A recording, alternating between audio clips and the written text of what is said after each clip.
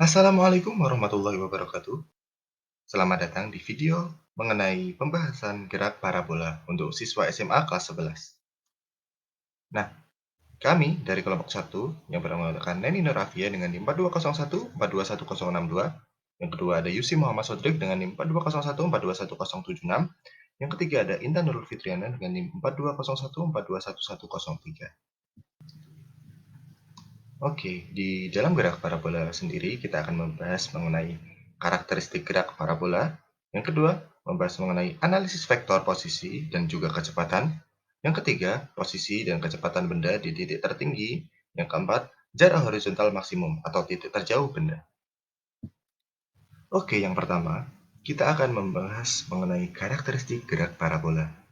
Faktor-faktor yang memengaruhi benda melakukan gerak parabola antara lain yang pertama adalah benda tersebut bergerak karena ada gaya yang diberikan. Yang kedua, adanya gaya gravitasi. Yang ketiga, ada hambatan atau gesekan udara. Gerak parabola merupakan suatu jenis gerakan benda yang pada awalnya diberi kecepatan awal, lalu menempuh lintasan yang arahnya sepenuhnya dipengaruhi oleh gaya gravitasi. Oke, gerak parabola sering juga disebut gerak peluru. Kenapa gerak parabola juga disebut dengan gerak peluru? Nah, lintasan gerak parabola sendiri, eh, seperti kita lihat, gerakannya itu melengkung. Gerakan benda berbentuk parabola ketika diberikan kecepatan awal dengan sudut theta terhadap garis horizontal.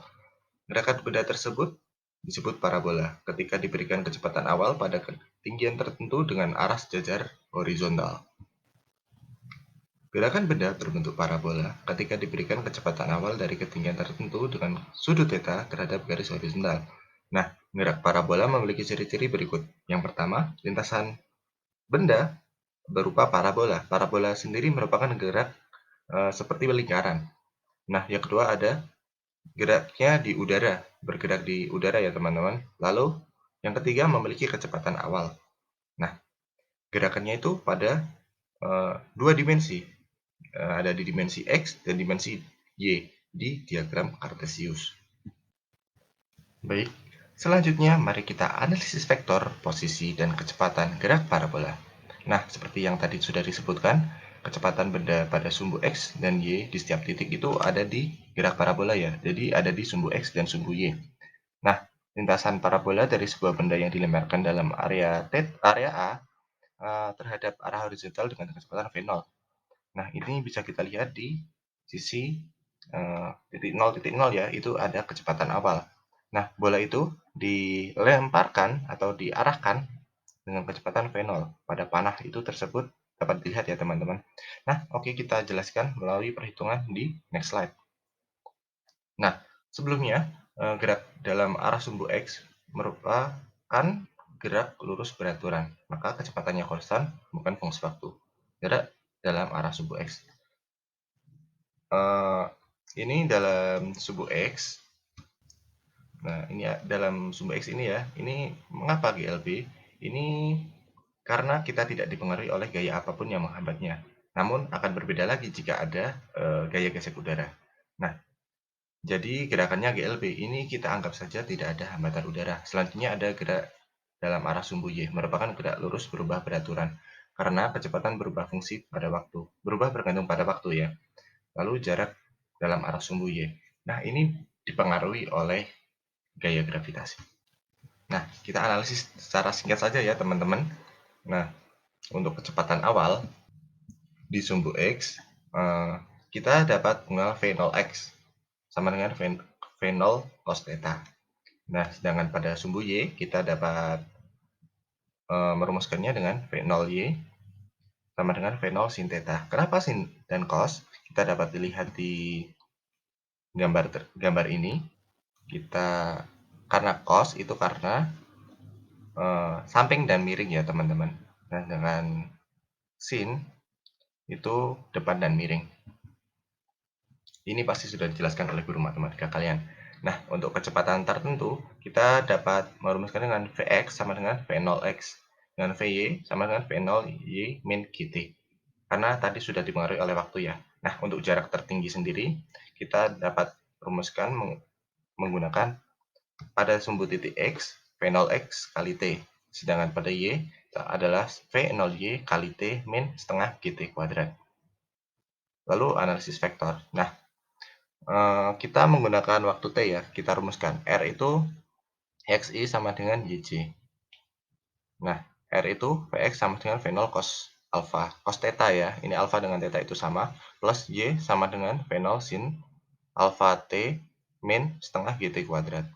J, kita rumuskan menggunakan analisis vektor. Alpha dengan theta itu sama, artinya sudut. Nah, keterangan R itu vektor posisi, X itu Vx kali T, sedangkan Y itu sama dengan sin alpha T min setengah GT kuadrat. Nah, kecepatan benda pada sembarang titik dalam waktu T dapat ditentukan dengan rumus V sama dengan Vxi plus Vyj.